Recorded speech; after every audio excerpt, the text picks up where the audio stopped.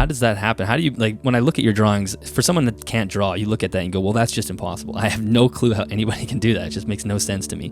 So obviously there's been a big learning curve in that time. But when you were a kid, did you find it relatively easy to mimic what you were seeing with your eyes on the paper? Oh man, there are some days that I'm like, scales are so relaxing. I could do this all day. Like, yeah, I'm just in the zone.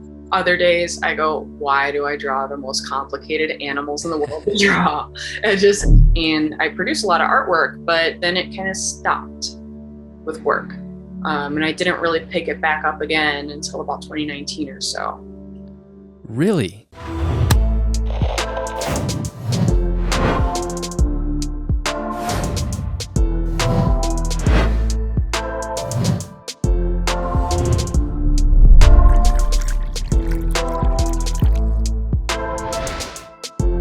Welcome to episode number 106 of the Animals at Home podcast. My name is Dylan Perrin, and thank you so much for tuning in today. So today I'm speaking with Adeline Robinson. You may be familiar with Adeline from her Instagram account, Adeline Robinson Art. She's also on Facebook and on YouTube.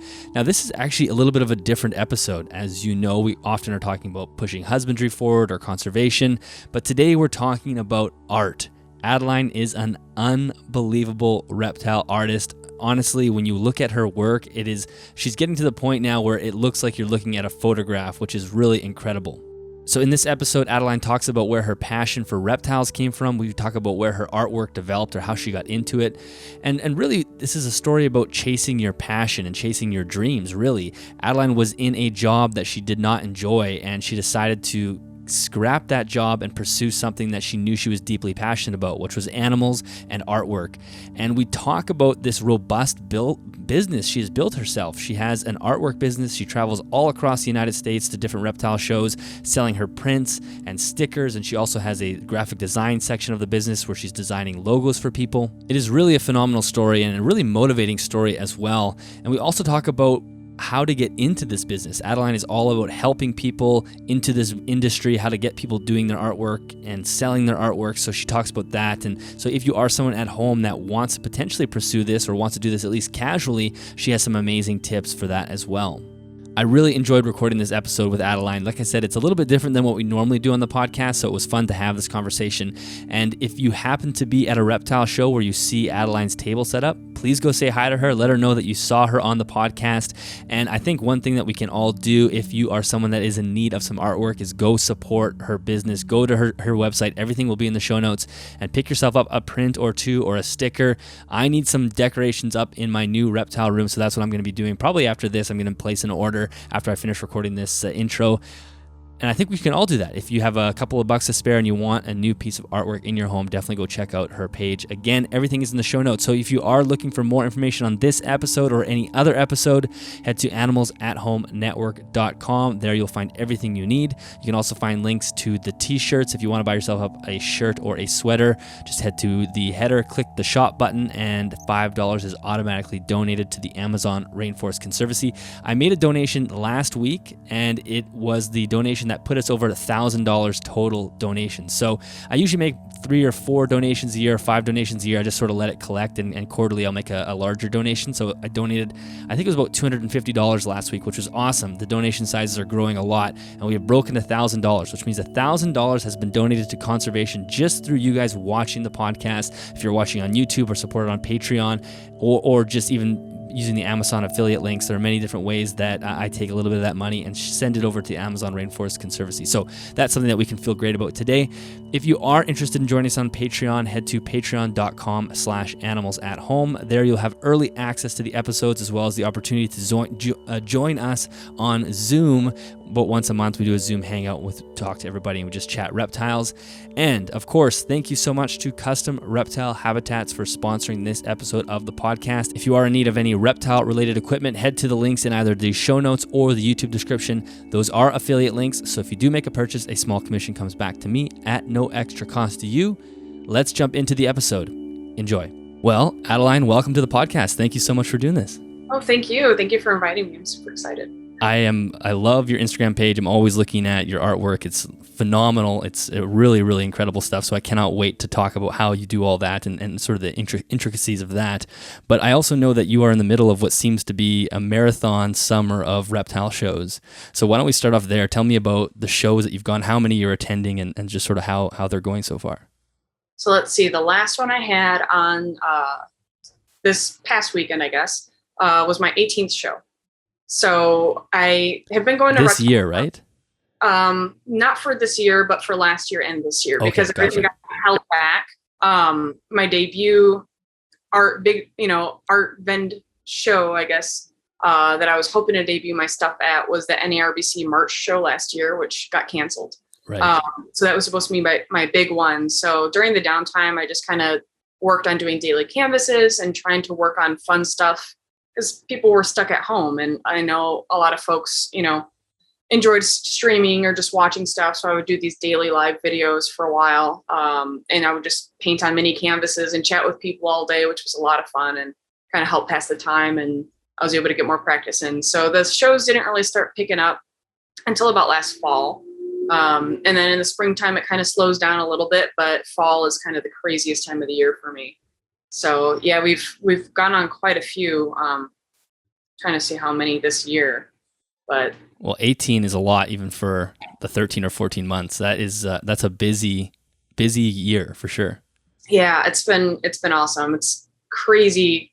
I just am blown away how every time I go to a show, now, for the most part, I'm meeting people in person that I've known online or have chatted with, and I can finally actually meet them. And I just have such a blast making connections and chatting with people. I mean, that's a big reason why I've been going to shows in the first place, is just kind of chatting folks, meeting people and picking their brains on things and talking to them about animals. So I have a lot of fun with it. Well, how exhausting is it as well? Because for me, I'm a fairly introverted person, so I would love to go to one of those big reptile shows, but I know if I got through there a couple hours, I need to go take a nap. It's just like totally overwhelming and tons of people. If you're there the whole weekend, how do you manage it?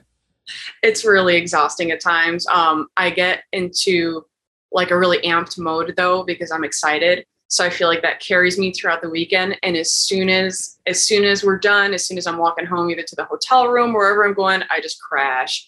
I tend to get a little ahead of myself with goals, and I'll be like, oh, when I get back, like I'm going to start working on some stuff. I have so many ideas, and I just end up crashing. I just end up passing out or just resting up for a bit. Usually after shows for a couple of days, I kind of have some downtime to recoup.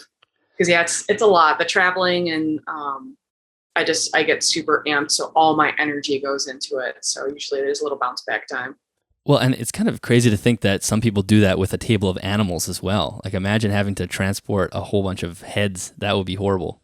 Oh yeah, I actually have been doing shows for a while with livestock, where I've helped with different friends' tables or different breeders, and so there was a lot of that, and worrying about the animals, making sure they had the heat that they needed, making sure, that they're first and foremost have what they need.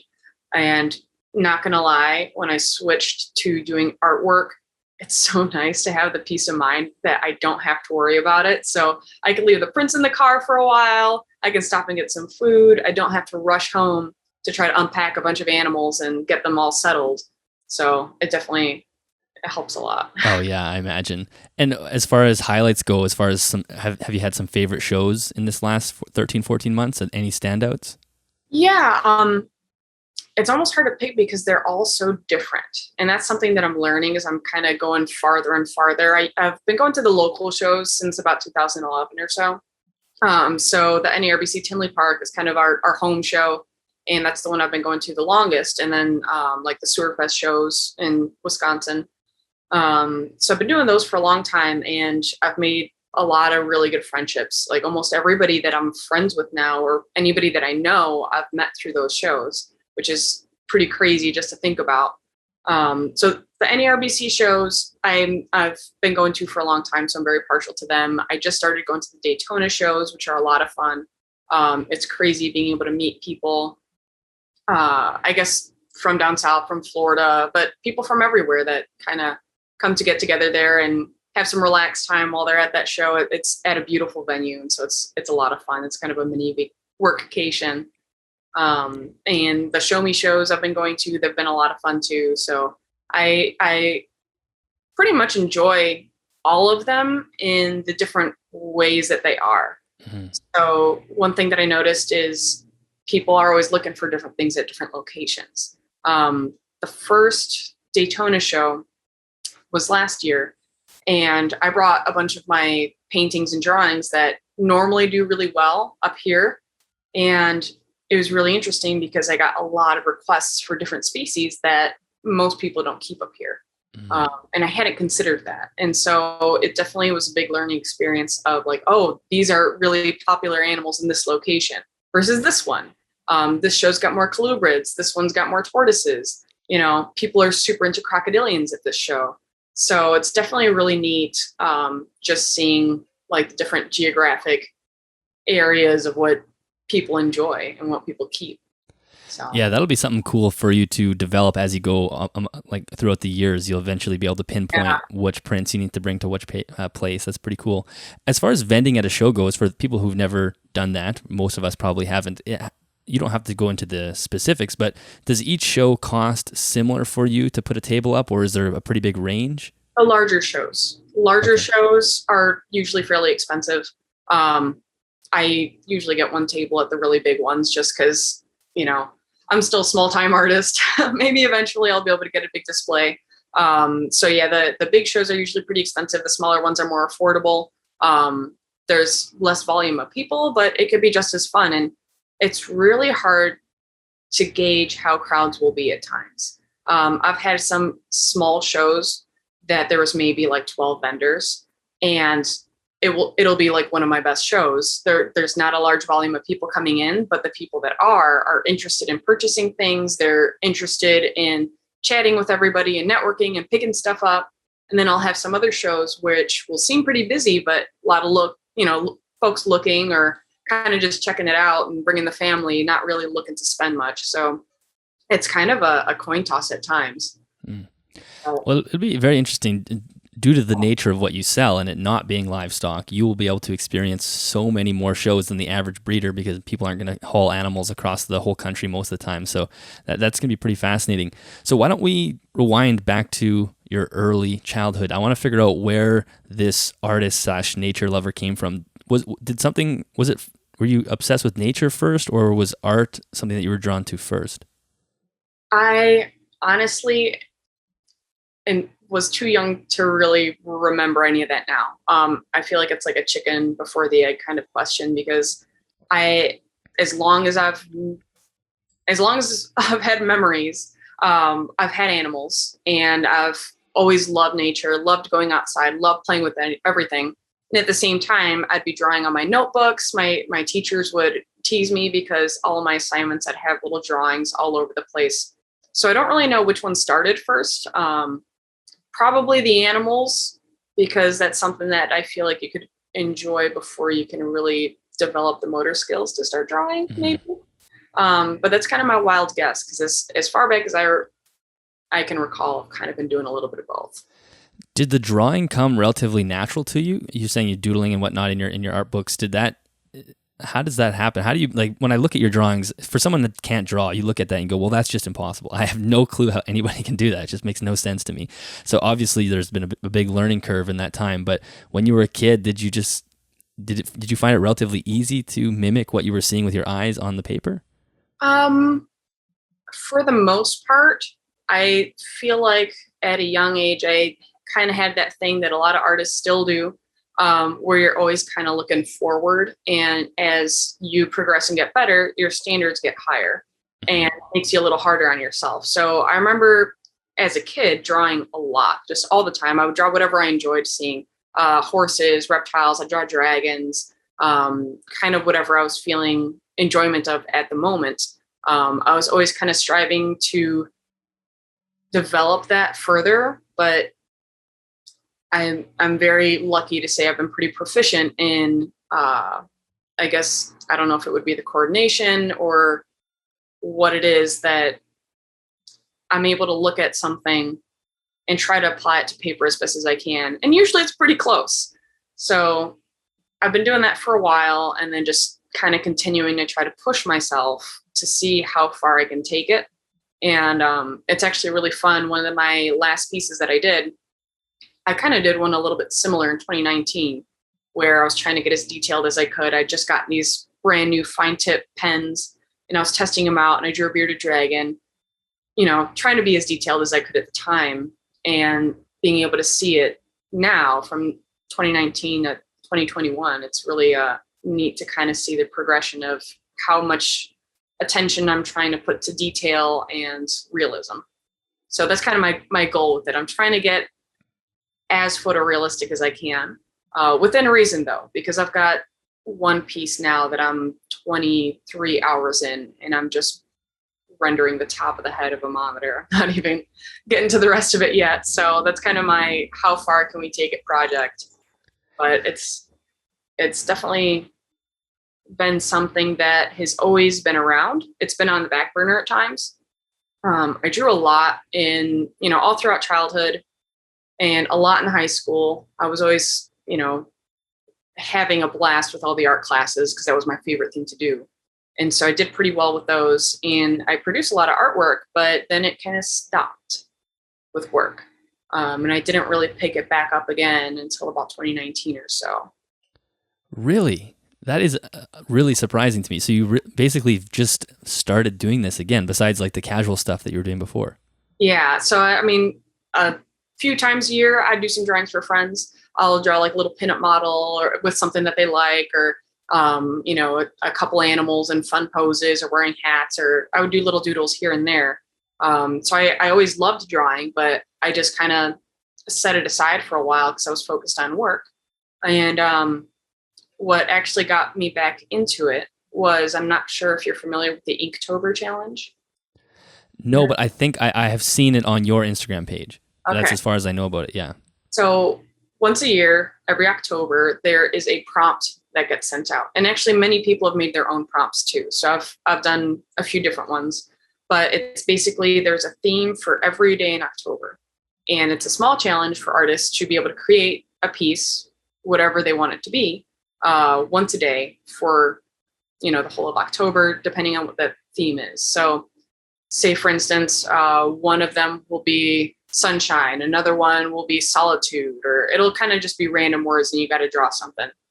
So I'd been seeing people do this for years. I've been following artists for a long time. And I was like, oh, you know what? Like maybe it might be something to get back into or kind of have fun with. So I did 1 inch by 1 inch squares on a little notebook that I had. And I didn't have a lot of time. I was working crazy hours. So I figured a 1 inch by 1 inch square, I should be able to get that done once a day. And I did. And I was posting them as I went on my personal Instagram page. I didn't have an art page yet. And after doing a handful of those, a friend just commented, hey, do you have an art page I can see your artwork at? It's like, not really. I haven't posted it anywhere. I haven't really drawn much in years, but if someone's asking, maybe that's something I should do. Mm-hmm. And kind of just on a whim, I made a page. I threw on some old artwork that I had done in the past that I thought, might be kind of fun. And then just started drawing a little bit more and more. And I got to the point that the job I was at, it was a 9-to-5 job that turned into a 9 till whoever knows how late job. Mm-hmm. And it just got to be really draining and really tiring. And I found myself, despite being exhausted at the end of the day, I would come home and I would draw. I would just have fun with it. And I feel like it kind of got my spark back. So after work, almost every day, I would just start drawing different things. And I ended up having some friends commission me some pieces. And then from there, I just haven't stopped. That's amazing. That's really an amazing story. And especially because of the amount of talent, it's almost, I don't know if you've ever thought about this, but it's almost scary to think that had you not had that experience, you could still be working that 9-to-5 or 9 to whoever job, and this talent would be inside you, and it would never get to see the light of day other than just doodling once in a while. It is crazy to think about. And yeah, that job, it just kind of sucked the soul out of me. I've actually been working with animals for pretty much my entire career, I guess. And that was the one job that I left the animal industry for. I was there for a couple years, 2.5, almost 3 years or so. And it just, the way it was managed, it was very poorly managed. And I went from an environment surrounded by the things I was passionate about and that I loved, with people that were also just as passionate, to a place where, they didn't really value anybody that worked there. And so it really was rough. It was the first time I'd experienced that. And I was able to find art as my little outlet of finding a way to enjoy, what I missed, and kind of get back into it. And I got to the point where it just was, I was just dreading going in every day. And I was picking up commissions on the side, and I'd spend all day at work, doing whatever I needed to, come home, stay up until midnight, stay up until about 1 or so drawing. And I was just doing that so much that I thought, why not try to make it on my own and see what I can do? And that was terrifying. That was super scary, because I've been working consistently since I was 14, and I've never had a period of time that I wasn't employed by somebody. And so that was just a very scary leap for me, because it was so new. And we all know, the sayings of like, oh, starving artist, yada, yada, having people doubt you. Are you sure you can do that? And just kind of trying to listen to my gut instincts and go, we'll see how it goes. If it doesn't work, then it doesn't work, but I have to at least try it. And I am so happy that I did. So at that time, when you quit your job and decided to go full into the art, were you doing enough commissions for it to make sense? Or were you just thinking like, if I quit my job, I can do more commissions and that should replace my income? Like, was there a point in time where you were thinking, if this doesn't go well quickly, I'm going to have to go back and get a job? It was a little bit of both, more of the first though. I actually got to the point that I was taking in so many commissions, and I was just so busy with logos and, doing banner designs and stuff, that I was making more in a few hours after work than I really was at work. And I was not happy there. And so I thought, hey, if I cut that out, I've got my entire week to be able to dedicate to something I really enjoy, that, I'm able to make a living off of. And I can really completely put myself into it, rather than, getting home at 9 o'clock at night and then working until 2 in the morning or whatever. Yeah. Well, and I find that classic meme of the starving artist is typically because a lot of times artists are terrible business people, or terrible salesmen or salespeople, because they make all this art and then they don't have the skill set to go sell it. And I think, as we talked about at the beginning of the show, you're on your 18th Reptile show, and Reptile expos kind of have a really good avenue for you to be able to sell your artwork as well. So it's not only that you're producing beautiful art, but you're also doing the work to sell it, which should, I think, keep you away from that sort of starving artist meme, I think. Yeah. I mean, there's definitely a lot of factors that come into play of like how that came to be. My grandmother's a watercolor artist, and she does a lot of floral, a lot of, quite a few abstract pieces, landscape pieces. And, when you think about it, in her day, you had to try to go to juried art shows for anybody to see your stuff. You had to try to get into a gallery for anybody to see your stuff, or happen to know somebody that owned an establishment that would be willing to put up your work. So it wasn't as high access as it is now.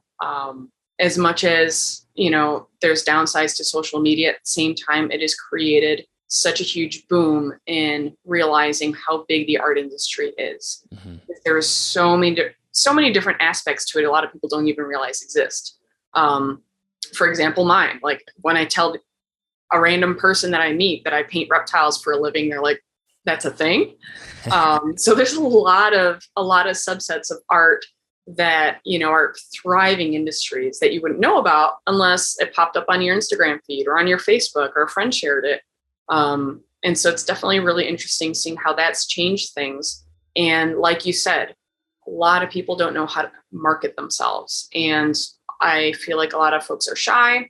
and this goes for everything too. It's, a lot of people that kind of start their own businesses or try to get into a venture that don't quite understand how much you really need to try to put yourself out there. Because, as much as everybody has access to everything, they have access to everything. So it's very easy to get lost in it.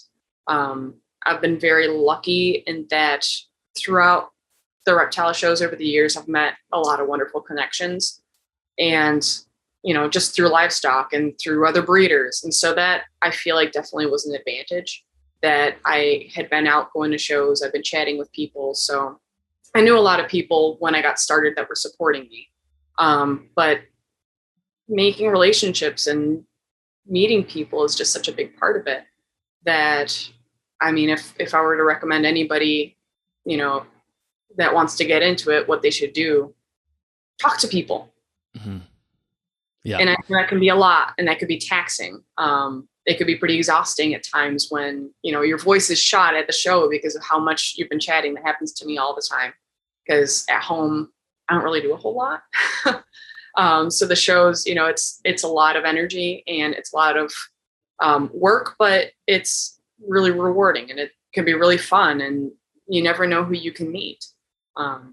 So it's definitely a lot of marketing, a lot of working on not only all the platforms, but being able to talk to customers.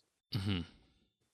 Yeah. Well, and there's definitely, like you said, there's some wonderful people in herpetoculture that are happy to help and give you guidance and whatnot. And so as far as reptiles go, like you said, you're an animal lover from the very beginning, but do you remember when reptiles got folded into it? Because they, of course, as we know, they are a bit of a strange hobby. Yeah, I do. It was kind of since I was a baby. My parents have actually been into it. So my dad was pretty into exotics, and my mom enjoyed them. And so she, pretty much had green light on just about anything. So I was very lucky to grow up in a very pro animal household, I guess as I would put it. So there's like photos of me as a baby with snakes and with different creatures. I don't know where the photos are now, but my first personal reptile was a beardy that I had grown up, that I had in my room. And one thing that I was kind of just talking to somebody else about it today, I'm very grateful for, is although we were able to have many different types of animals, if there was something I was into that I really wanted to try to keep, I needed to provide a full presentation for it. And that kind of kicked off my love for researching animals, learning about animals, teaching people about animals, because, since I've been little, I had to do reports on, the firebelly newts or, whatever critter I was into. So I grew up with them. And again, kind of went on a little lull where I didn't really have many for a while. And then sort of just got back into it for fun. My mom always loved snakes. And I feel like I kind of went on a kick of trying out having the species that my parents talked to me about as a kid, because they kept a lot of stuff before I was born too. And so they would tell me stories about some of these animals. And so as I got a little bit older and I was able to keep things on my own, I wanted to basically try out those animals because of that. So That's awesome. You might be one of the first people that has answered that question in that way. I think because most people, they are the oddball in their family and they get into it. But I don't know if I've talked to anybody that was born into a reptile household. Maybe one. So that's really unique. Yeah. And so you're keeping animals right now, right? What do you have? So I massively downsized my collection. I used to have quite a bit, but because I'm traveling with so many shows now and I'm on the road a lot, I slimmed it down considerably. So tree monitors have kind of become my thing I'm the most fascinated with when it comes to keeping at the moment. I've been keeping them for a while now, for I think about 5 years or so. So I've got a pair of blues, got some others, and I've got some gargoyle geckos and some animals that I used to do educational shows with that are like retired educational animals that I just have as pets now. So a lot of the animals that I had, luckily they went to friends and wonderful people that I know personally. So I get updates on them all the time. They're species that they've wanted to work with. So it was kind of a win-win where some of my friends got some pairs and some breeders, and they'll send me photos of the offspring and stuff, which is awesome because it's nice to be able to keep track of them. I just want to be able to do the best I can by them. And I know that with limited time, I want to be able to dedicate that limited amount of time as fully as I can to what I'm capable of. So it's easy to get over your head with them. Oh, totally. Yeah. Especially if you become someone that has to travel quite often. Reptiles are great if you travel, but if you travel a lot, you definitely want to sort of crimp down the size. What do you have somebody that comes into your place and takes after the animals when you're away? Yeah. A couple of the gals that work at a pet store that I used to work at that I still work closely with, they've been stopping in while I'm out of town. And so they love them. They're super sweet. They send me updates while I'm on the road of like, hey, like we just fed so-and-so, look at them being cute. So I'm very grateful to be able to have that resource and that help for, having them step in. Because when I had moved out of state for that one job, I didn't really have anybody around to care for them. And I had never had that before. I've always kind of been in the Chicagoland area. So I've always had friends or people that could. And once I went out of state, I was like, oh shoot, like my network is 3.5 hours away now. And so that's kind of when the downsizing started happening a little bit. And then, kind of more as I've moved back too. Mm-hmm. Well, let's talk about your artwork on a more deeper sense or on a deeper level, because I think maybe we'll just start with sort of the techniques that you use or how you create your artwork. I don't know if that's too broad of a question or what. You can let me know. And then maybe you could let us know how your artwork has evolved over time, because you did sort of mention you had that bearded dragon that you did only a few years ago. And now when you look back, you realize that at this point you're at a much higher level. So how have things changed, and what are your main techniques that you use? It is actually pretty simple. A lot of the pieces that I do now are primarily traditional. I'm actually kind of looking to switch up some mediums, but as of the last year and a half, I've been mostly working with Copic markers and micron pens and white jelly roll pens. And so the markers are fine art markers. I don't know if you're familiar with them, but they're alcohol based, and so they blend really well. They're really awesome. Yeah, they don't create any streaks or anything. Yeah, it's crazy how they just blend seamlessly. And so I started playing around with those. Basically, the way it works, I'll find a photo or an image of an animal doing something cool, or an animal that is brightly colored that looks unusual. Usually that's kind of what inspires me the most, is cool poses or just the beauty of the animal itself, even just its face, like its body. I'll sketch it out on paper. So I'll just use my pencil and do a very, very light, almost like outline and basic important areas of like the eyes or the nostrils to try to make sure the anatomy is correct. Basic sketch. And then I'll layer on top of that the lightest colors that I see in the image.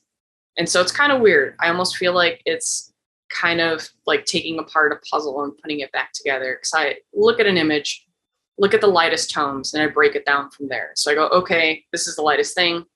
What do I need to do to layer it up to create those deeper tones? And it definitely has been pretty challenging at times with certain species, especially really light colored ones, because I don't have the full set of markers. And so I'm kind of working with what I've got, but it's pretty much a game of layers, and line work. And then at the end, I'll use the white jelly roll pen for some highlighting and for getting some brighter areas kind of back where I wouldn't be able to.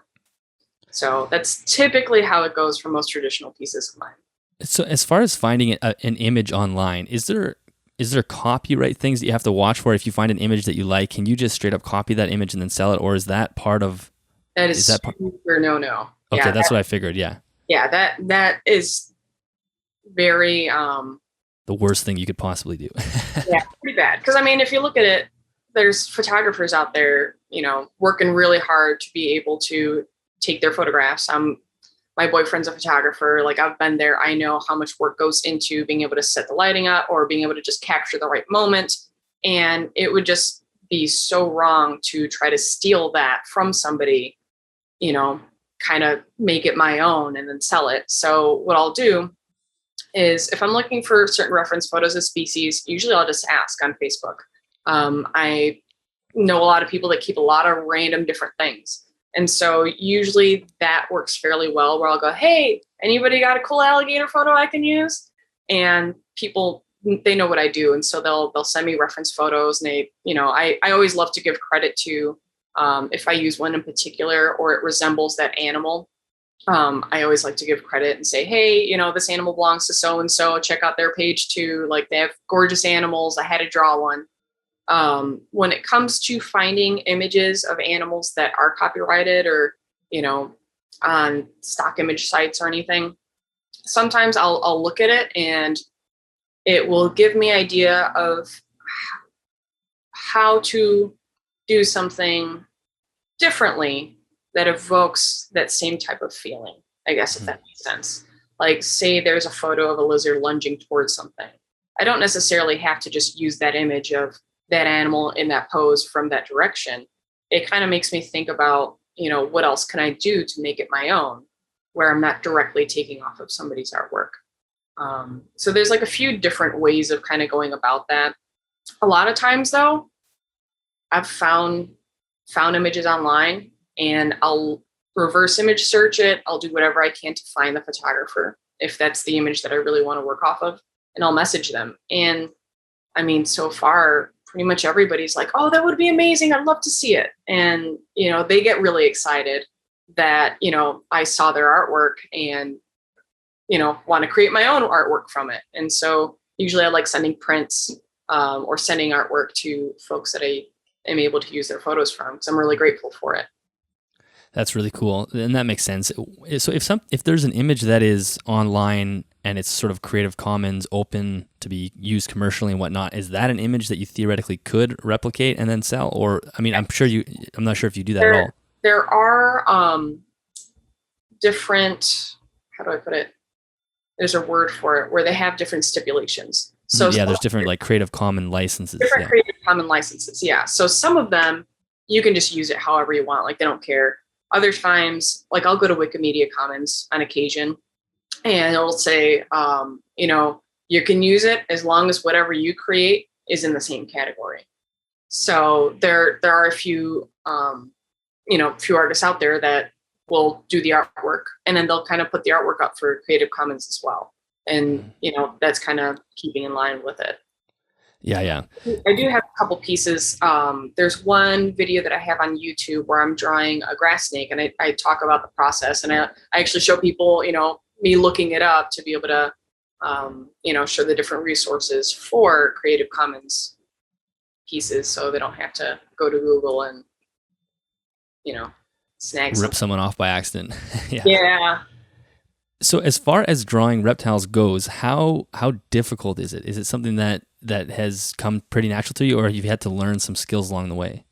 Oh man, there are some days that I'm like, scales are so relaxing. I could do this all day. Like, yeah, I'm just in the zone.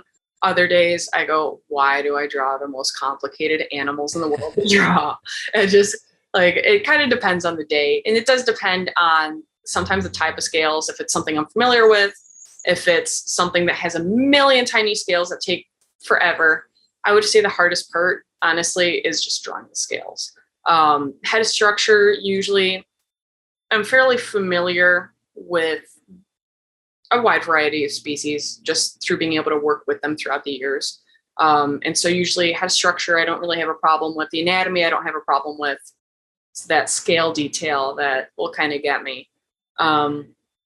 That and kind of just providing the right tones too, because as we all know, their colors can change, and that's all on top of scales. So you need to find a way to make the scale in two different tones with, shadow and a highlight to try to make it look 3D, or at least for my type of work with trying to go for realism. So it could be a little bit tricky. Usually for the most part, learning the scales isn't too bad. It's just rendering each and every one of them if you really want to be crisp, which I kind of have a habit of doing. So yeah, that sounds like one of the most tedious things possible. And I don't want to put you on the spot as far as judging other people's work, but if you saw somebody who is a beginner at starting to draw reptiles, for example, are there common mistakes that you see that you would point people towards to just sort of fix what they're doing to make it look more realistic? I think I mean, and it kind of goes with everything. Everybody starts somewhere. I'll see a lot of new folks that haven't quite developed shading yet, or looking at references for anatomy. Luckily, there's a lot of resources now that we didn't have back when I was growing up quite as much. I had to look at my big reptile atlas and my big books and kind of go off of that. Now you can almost look up like any species and you can get a ridiculous amount of photos in different poses. And so it's a little bit easier now to find anatomy references, but shading, I feel like it can take a while to develop because you really need a picture where your light source is, where everything's going to go before you put it down. So I think it's definitely something that, a lot of new folks might struggle with for a bit, but once you start developing it, usually from there, I see a lot of people just progress really quickly once they kind of get the hang of it. Mm-hmm. So once you've chosen your image and then you do the piece, you create the piece and you're finished, what are the next steps as far as selling it goes? Then I guess do you create prints and then you go from there, or do you sell the original work, or what do you do? I haven't advertised the original work much, which I should be doing. There's a lot of plans and different things that I want to be able to do for the business to kind of keep pushing it forward. It's kind of crazy to think about, but I am one person that is drawing, recording, posting on multiple platforms, ordering prints, ordering stickers. And Chris is wonderful. My boyfriend, he helps me a lot with it. He photographs the artwork. He will help me with cutting it out on the computer to be able to make stickers. He'll help me with placing orders. But it's, you become your own marketing person, your own accountant, your own bookkeeper. There's a lot to it. So there's a lot I still want to do. I don't advertise the originals as much as I should, but I would like to. But usually first thing, as soon as I'm done, I'll take a photo with the tools that I used. So the markers or the pens or whatever I had, so I can show people it is a piece of artwork. That there tends to be a lot of confusion with that, surprisingly. And then I'll make a post about it. I will then try to get it ordered. Sticker orders usually have to be really big. I like keeping everything affordable. And so usually I have to place a really large bulk order. So that doesn't happen super frequently, but when I do, it's a lot of stickers. So they're not very often, but I know we've got to get a sticker order in somehow before I leave here, because we've been selling them, thankfully. But yeah, then I post them up online. I usually try to let people know, hey, the hognose piece is up online on my website. Come check it out. Or at shows, I'll say, hey, I'll be bringing this piece. I'll be debuting this piece at this show. You can pick it up here. After the show, when I do inventory, I'll pop it up online. So, how do you digitize the original? Do you just scan it? We take a high detail photograph of it. Oh, with an actual camera? Mm-hmm. Yeah. Wow. So it's actually kind of funny. I'll have to take a photo of us taking the photo sometimes. When it's sunny out, when it's perfect outside and it's really bright, I'll literally take my piece outside just like this. I actually have a piece next to me. I'll go like this, right in the sunlight. And Chris will take a photograph. He'll actually take a bunch of them in, different ISO settings and basically pick which one is the most detailed. He will color match it. So he'll look at the original and he'll have it up on the computer and he will match the colors so that way it's as accurate to the original as possible. And then a lot of times, because there is a lot of grain in the paper, a lot of pieces have to get cut out. And he is a saint because I don't always make it easy, especially when there's water splashes or like weird things that don't have hard lines. He has to sit there and he cuts it out manually just to make sure it's as crisp as possible. You can't auto select it. If we could, that would be amazing, but it would either cut off too much or leave a big fuzzy line around it. So everything gets hand done. Yeah, and for anyone that's never done any sort of color matching on a computer, you realize how messed up our eyes are. You start changing colors and you realize all of a sudden you don't even know what color you're looking at anymore. Just making a slight change, it completely reframes it, and then it's just a very difficult thing to do. It really is. And a lot of printers will print things a little bit lighter or a little bit darker. And so Hmm. depending on the printer that we're using, we'll have to bump it up and make it a little bit lighter so that way when it comes out, it's accurate. Otherwise, it'll come out too dark. So there's been a lot of playing around with just learning how to get everything together through trial and error and testing out different companies, different printers, um, editing it differently. But he's been doing photography for a pretty long time and he's very proficient in it. And I'm super grateful for that. He'll sit in Lightroom and make sure that it looks as accurate to the original as possible. Yeah, that's incredible. And then as far as the sizes of the print, are you restrained to the size of the original, or you can go larger or smaller You can based go off? almost any size. It's Oh, possible. okay. Yeah, that's the nice thing about the camera that he has is it can blow.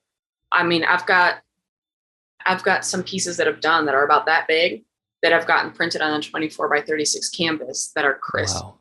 because of the quality of the camera, which is really just crazy to see because people see the original and they're like, oh my God, it's tiny, but Mhm. it blew up really well. And so that's the nice thing is I can pretty much print in just about any size.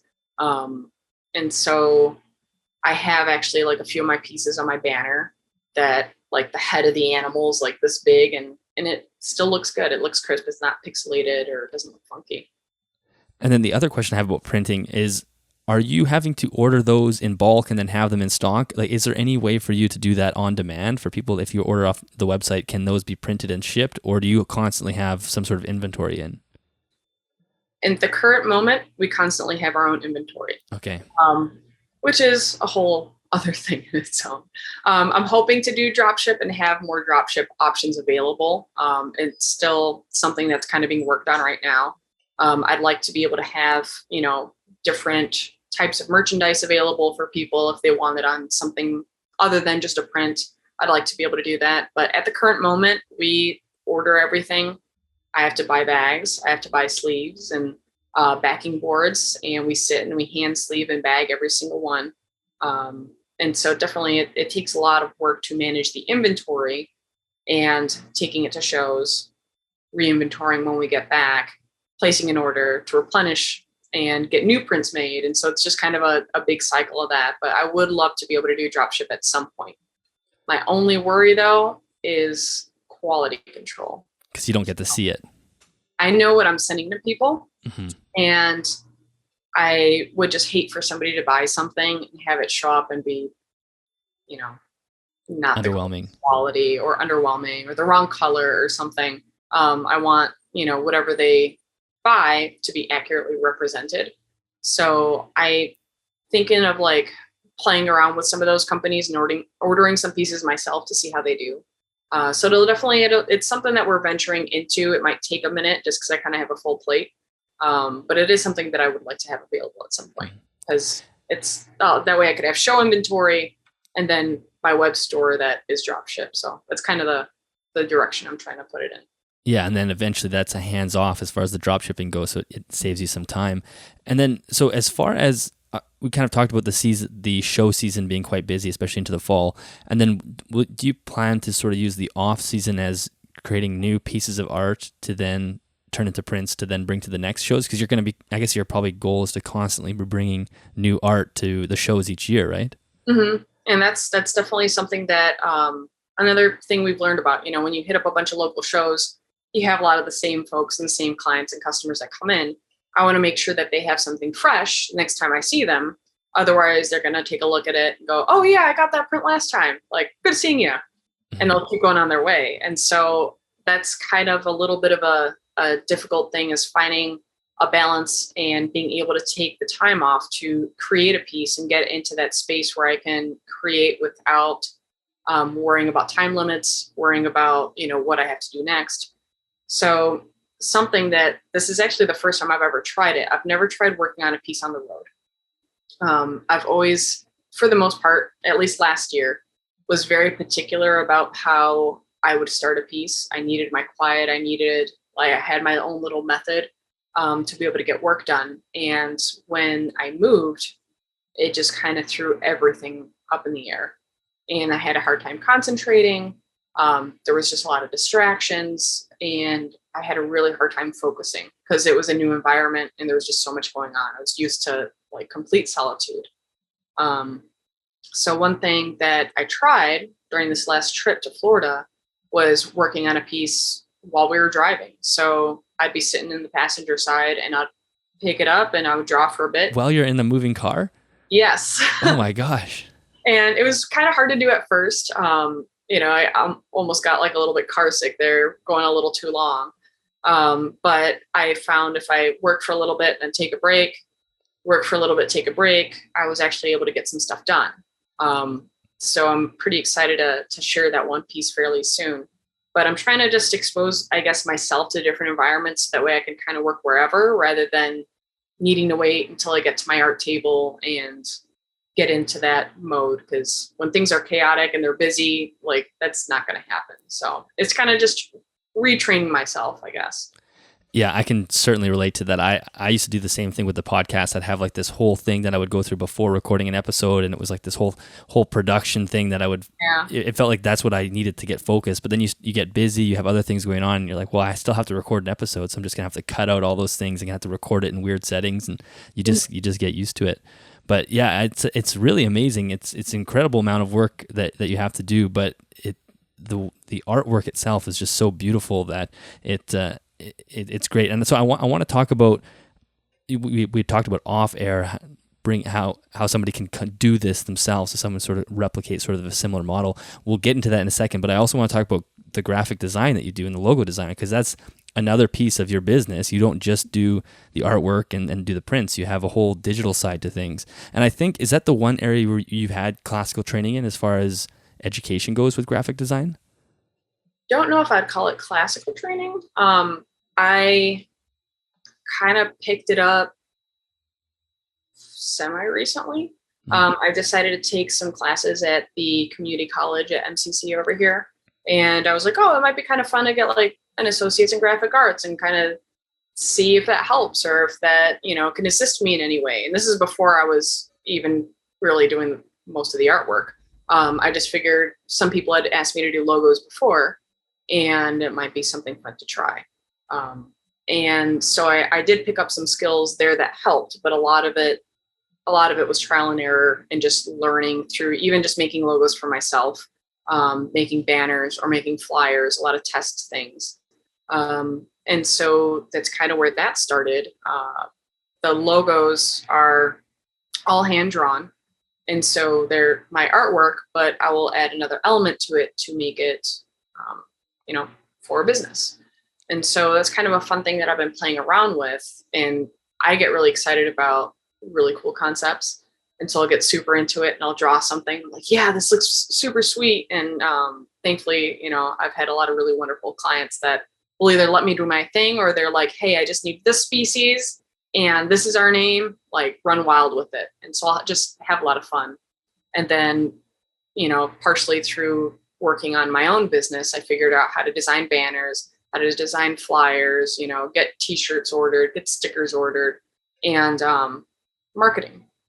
And I think because I can be very outgoing, because I worked in retail for so many years, talking to customers, teaching them about animals, teaching about stuff, I kind of picked up, I think, just the people skills and have been able to help different people with their businesses on how to market themselves more and how to post online more and kind of how to create a unified brand. So there's definitely a whole other side to that as well. I don't post a whole lot about it anymore.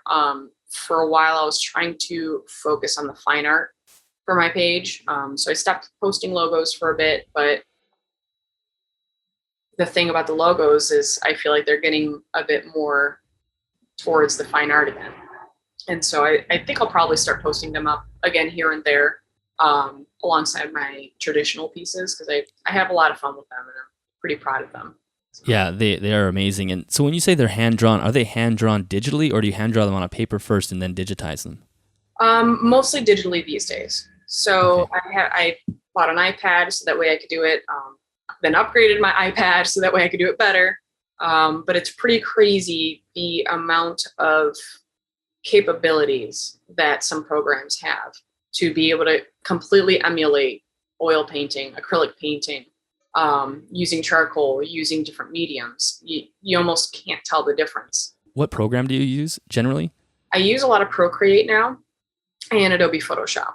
Okay. So that's the work that I do. It's not vectorized. I can vectorize some things, but usually I just do it in a really large format. So that way, when it blows up on a banner, it'll still look good. Yeah. Because that's usually kind of the largest most of my clients need it by. I'm not quite doing billboards or anything yet. That would be cool, but One day. still a lot to learn. Like I feel like I still am very new. I have learned a lot, but I still have so much more to learn too. Was it a large learning curve to start learning to draw on a digital surface like that with the stylus, or was that come pretty naturally? It was very difficult. I think because in traditional artwork, you can, I guess, regulate the thickness of the medium, what you're blending it with. It's very easier because you're just seeing it right there. In the beginning, a lot of my stuff was very flat colored. I didn't understand that you could lower the opacity on, certain brushes. And this was like on Photoshop when I had like my Cintiq tablet and I was experimenting with it. So that's kind of before Procreate. So I was able to get some advice of use a very low opacity brush and build up layers from there. And that after that, it just has really completely changed, for me, how I do my pieces. So I do a lot of layering, a lot of build up.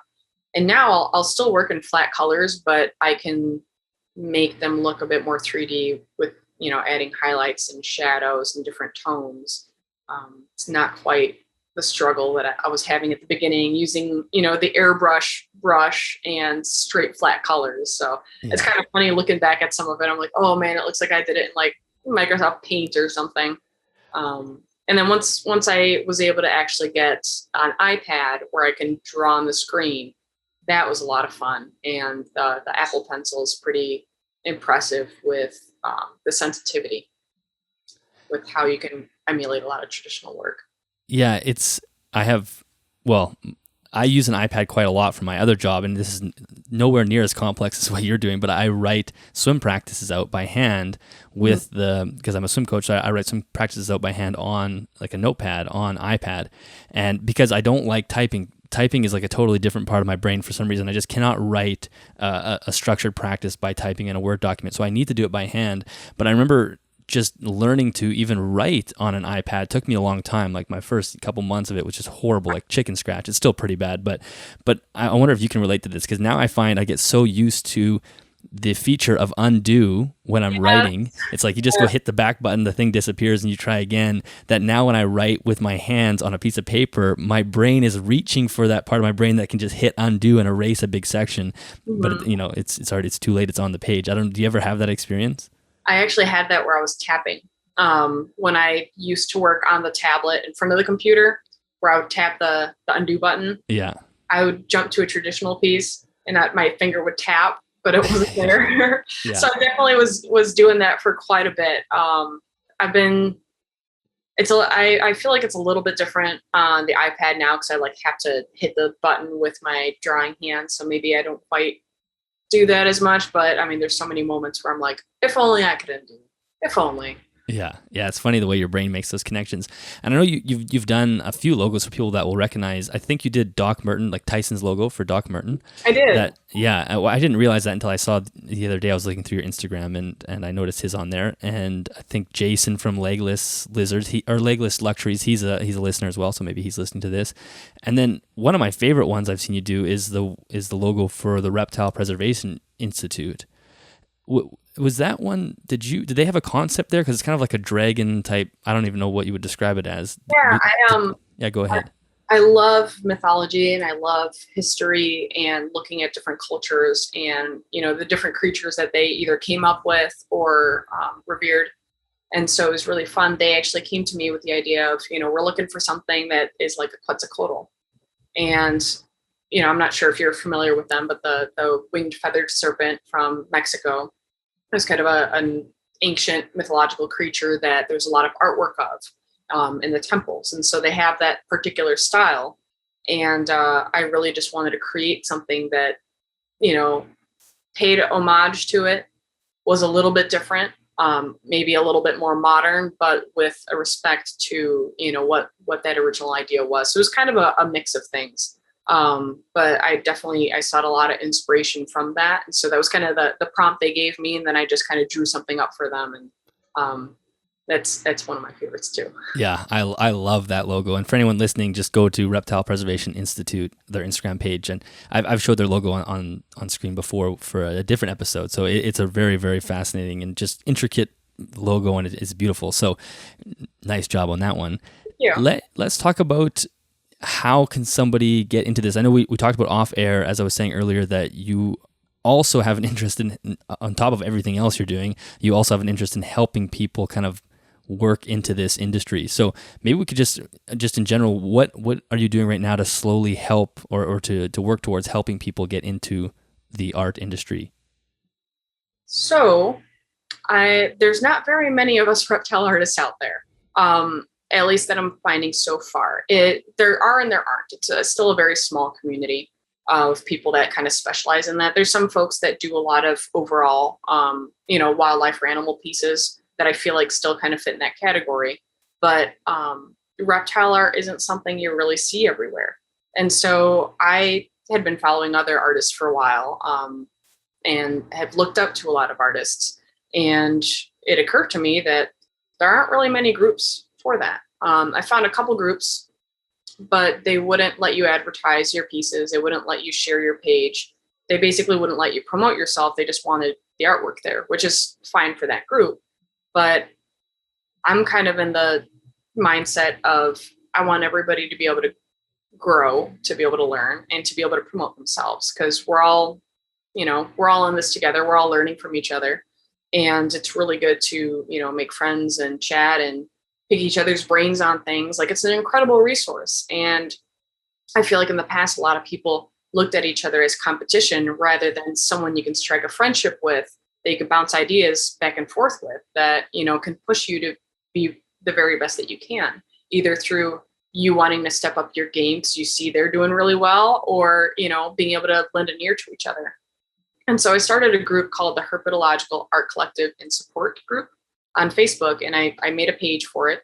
And it's been a little bit hard keeping up with it lately just because I've been running around so much. But I just invited a bunch of artists that I knew of, like, hey, would you mind joining the page? Like, why not just start a group for us where you could promote whatever you want? If you're selling something or you're having a sale, put it in there by all means. Like, you should be able to, promote yourself. And,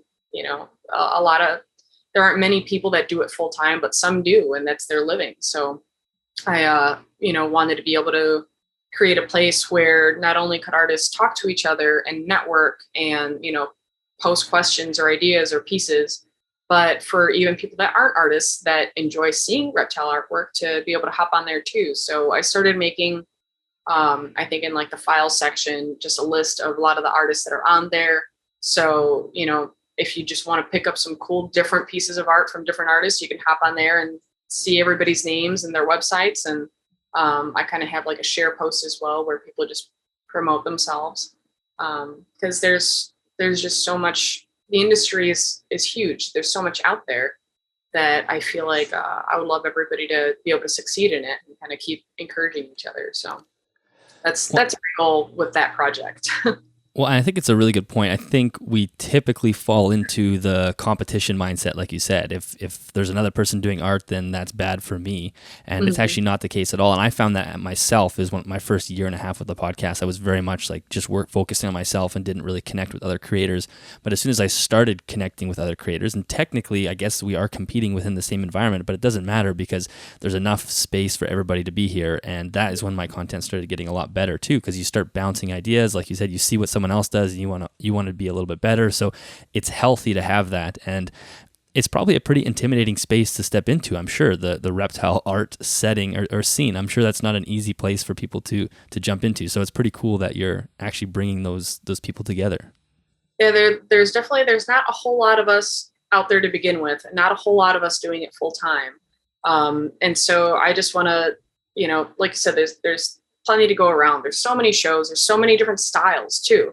Like, I mean, I feel like I really appreciate people's individual styles for what it is. There's people that do more abstract type stuff, more floral stuff, realism.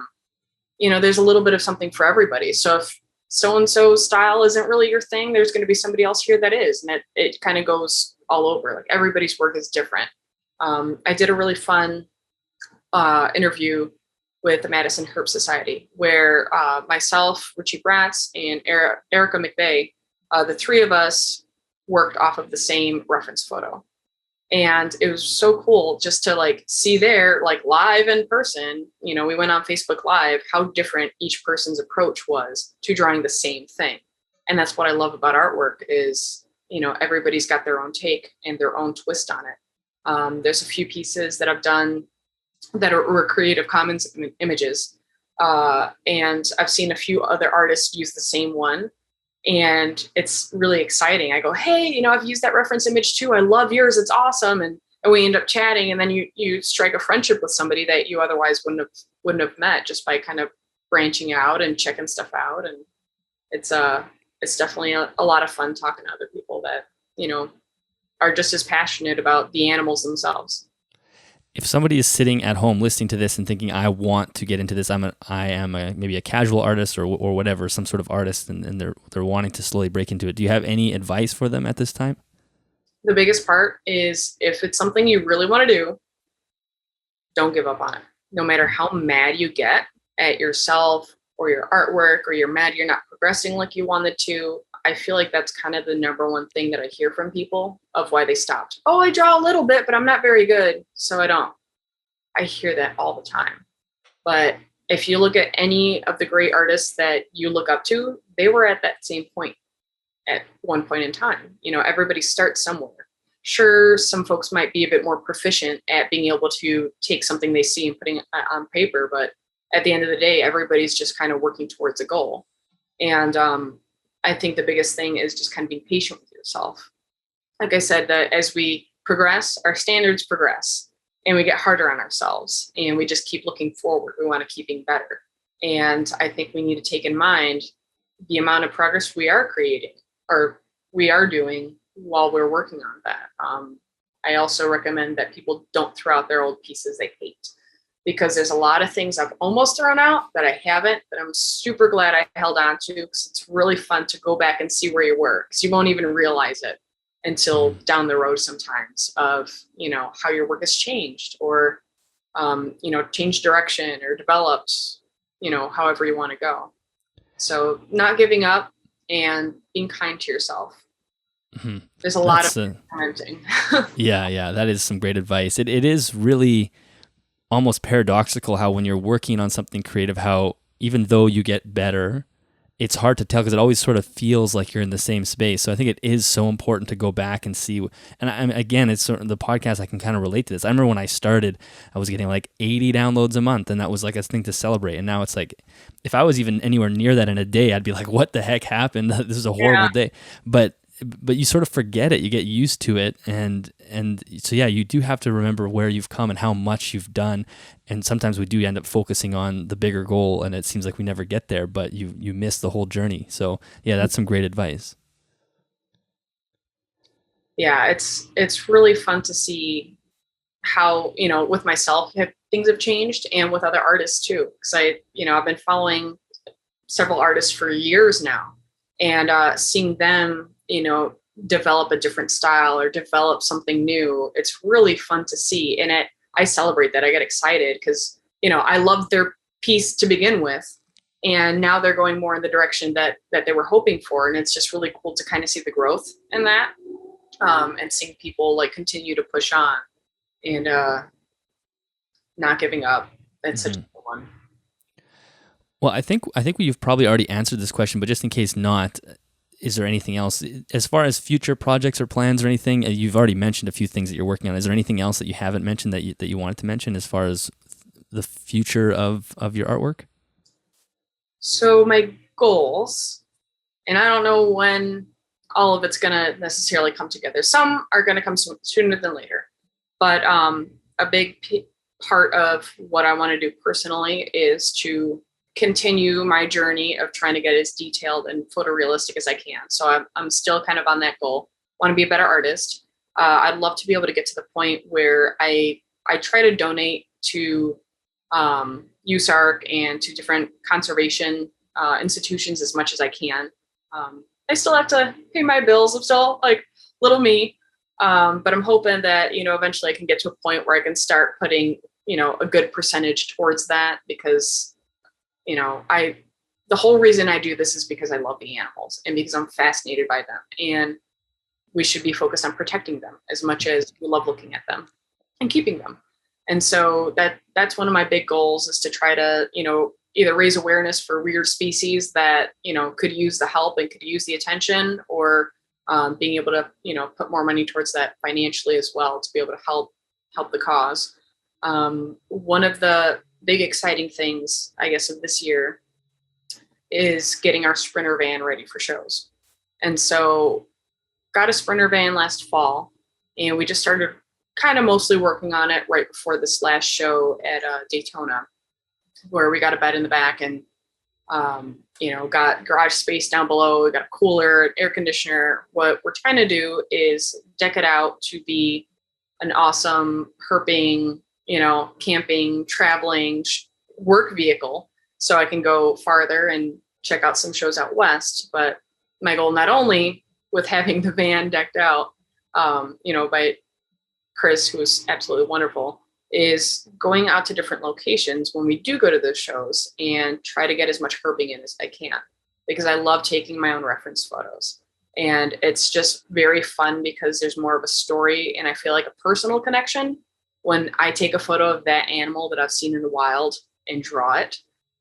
It's just something that just feels super special. And so I'm hoping to be able to really do like a big show circuit. And I've never really been out west before. I haven't been to the shows out west, by California or Arizona or anything, to be able to just check out different places all over the country and photograph animals and draw them, which I guess sounds kind of simple. No, that sounds amazing. But yeah, I love the fact that like we drove through so many climates, on this last trip, and seeing just the different biodiversity in these different areas, like driving through the Smoky Mountains, going down to tropical Florida, and, back up here to the Midwest. And then, from there, I'll be going to Texas fairly soon. Just kind of seeing all the different creatures that live there and seeing, nature. It's the trees that always blow my mind. It's, that's like the most obvious thing when you're in a different area of different ecosystem. The trees look so different. It's always amazing. I love driving south because you see the moss on the trees, and they just, all the plant life, like these house plants that I'm doing my best to try to keep happy up here that, I kind of have a hard time with. They're outside just everywhere, just flourishing. And it's amazing to see that. It's really cool. Yeah. Does your boyfriend, does he do wildlife photography as well, or is his photography mostly focused elsewhere? He started out doing primarily product photography. So he was doing like cars and motorcycles and tractors and different like gas and oil memorabilia is kind of where he got his start. Then we were both doing, or I was assisting with reptile photography. So we did a lot of studio work a few years ago. And then he's trying to do some more wildlife photography. We kind of haven't had a whole lot of time, but we definitely are looking to get more into that as we travel a lot more. Because, you kind of get used to the animals that you live closely with. Mm-hmm. So we're hoping to be able to go fun places and go photograph some critters. So yeah. That sounds incredible. And you also have a YouTube channel as well, where you have some, I think maybe 4 or 5 videos on there, and they're amazing videos. So they sort of walk through the whole process of drawing from a blank page to a finished product or finished piece of art. Is there any plans to continue? I know you're insanely busy, so it's probably very much on the back burner, but is there any plans to continue with the channel? I definitely want to. So I feel terrible because I started it and was super motivated. I was, trying to put stuff out consistently with those like few videos. And then I just got to the point where I had a hard time being able to fit in editing time. So I still have a ton of content, I usually try to record most of my traditional pieces just so people can see the start and finish. So I have like so many Facebook Live videos, so many recorded videos on my phone. I just need to edit them and compile them and upload them. And so that's kind of been the struggle is, taking on commissions and going to shows has been a lot. So I'm hoping to get to the point where I can kind of sit down and get that back going. But I definitely would love to get that going again because I had a lot of fun with it. And it's still really weird for me to see those videos because I really enjoy watching other people's speed drawings and like process videos. And the fact that I have mine on there is like really weird. It's cool. Yeah, well, they're amazing to watch. It's like I said earlier, I don't understand how anyone can draw that well or make art that amazing, and sort of watch it happen from start to finish is really cool. Well, why don't you let everybody know where they can find everything there is about you online, and also specifically we haven't covered, but how can they purchase the prints or stickers or anything else? So I am mostly active on Facebook and Instagram. My Instagram is Adeline Robinson Art, no spaces. And Facebook, if you just look up Adeline Robinson Art, it should pop up. And then same thing on YouTube. My website is AdelineRobinsonArt.com. So hopefully that should be fairly easy to remember. And that's just my website where I've got commission information, I've got logo information, and I do have a web store. So I currently, because I just got back yesterday, I haven't unloaded the van yet. So I need to count my inventory, and I've got some new pieces that I will be uploading to the website. I'm actually probably going to do that when we're finished here, because I got some catching up to do. But yeah, some more pieces will be added there, and I do ship internationally. For some reason, the shipping calculator on the website that I use has trouble calculating shipping out of the country. But people are welcome to just message me their address or their information if they are out of the country, and I can calculate it for them. Just let me know what you're interested in. And yeah, everybody's welcome to take a look. I'm pretty happy with the way I've been able to try to arrange things. So. Mm-hmm.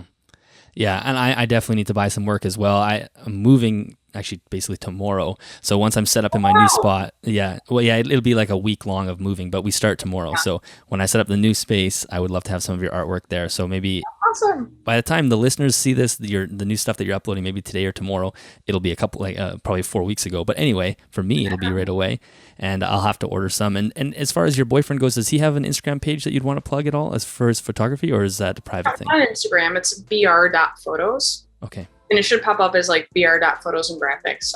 He doesn't post on there very often. He should, because he's got a lot of really awesome stuff. It's just a matter of sitting down, and he's too kind. He's been working on, photographing my work and cutting it out and focusing on, this part of the business rather than the wildlife photography and some of the other projects that he's got planned too. But I'm gonna get on his butt about posting a little bit more, because he's got a lot of really cool stuff, and just a really cool approach to landscape photography, reptile photography. He's pretty well-rounded with that. Well, we'll make sure that's in the show notes for everybody, and if he does end up starting to post consistently, it'll be there for us. So that is fantastic. Adeline, thank you so much for this conversation. This was one of those really good, feel-good conversations. I had a blast chatting with you, so I appreciate you spending the hour and a bit here with me today. Oh, thank you for having me. I'm super honored that you asked, and I'm really happy to be here in a chat. I have a lot of fun talking about it, so thank you.